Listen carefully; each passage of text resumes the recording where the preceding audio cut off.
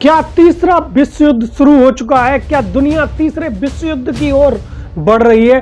क्या रूस, Ukraine, Israel, Iran के बीच की जंग एक वैश्विक संकट का संकेत है? क्या ये अलग अलग मोर्चों पर एक साथ फंसने वाले हैं? आइए एक सटीक और तथ्य आधारित विश्लेषण करते हैं। नमस्कार, मैं हूं आपका प्रवीण यादव और आज हम बात करेंगे उस सवाल की जो आम आदमी के मन में है। क्या तीसरा विश्व युद्ध शुरू हो चुका? दुनिया के अलग अलग कोनों में बम गिर रहे हैं, मिसाइलें दागी जा रही हैं और सैनिक सरहदें लांघ रहे हैं। मगर क्या ये सिर्फ क्षेत्रीय युद्ध है या ये किसी बड़े वैश्विक संघर्ष की ओर भूमिका बना रहे हैं? रूस यूक्रेन युद्ध आज जो ठंडी नहीं हो रही थी, रूस और यूक्रेन के बीच 2022 से शुरू हुआ संघर्ष अब तीसरे वर्ष में पहुंच चुका है, जहां पश्चिमी देश अमेरिका, ब्रिटेन और नाटो यूक्रेन का खुलकर समर्थन कर रहे हैं। वहीं रूस से एक प्रत्यक्ष पश्चिम बनाम रूस का संघर्ष मान रहा है।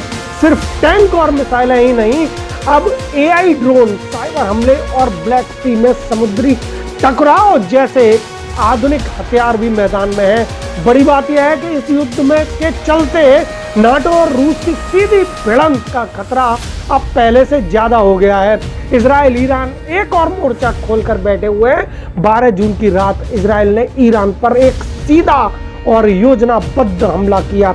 बताया जा रहा है कि इजराइल ने पहले से ही अपने एजेंट्स के जरिए ईरान के अंदर मिसाइल टारगेट तय कर लिए थे। यह हमला सिर्फ ईरान तक सीमित नहीं रहेगा, क्योंकि ईरान के साथ हिजबुल्लाह, हौथी और सीरिया जैसे गुट भी सक्रिय हो चुके हैं। यानी मध्य पूर्व एक टिक टिक करती टाइम बम बन गई है। और अगर अमेरिका इजराइल के समर्थन में खुलकर आ गया तो ईरान के पीछे चीन और रूस का समर्थन भी संभावित है। क्या ये तीसरे विश्व युद्ध की शुरुआत के संकेत हैं?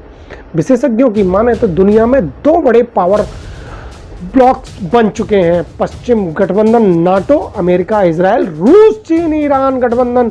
इन दोनों ब्लॉकों के बीच अब सिर्फ सैन्य नहीं, आर्थिक, तकनीकी और साइबर युद्ध भी चल रहा है। संयुक्त राष्ट्र जैसी संस्थाएं कमजोर पड़ चुकी हैं और कोई भी निर्णायक भूमिका में नहीं दिख रहा। युद्ध अब सिर्फ बंदूक से नहीं, डेटा, ड्रोन्स और डिजिटल हथियारों से भी लड़ा जा रहा है।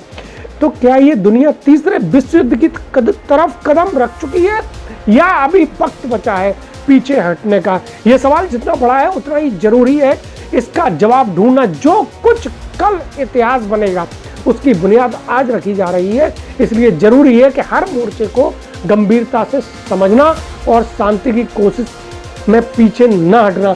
मैं हूं प्रवीण यादव, देखते रहिए आपका अपना BBC भारत, जहां खबरें मिलती हैं सच्चाई के साथ। नमस्कार।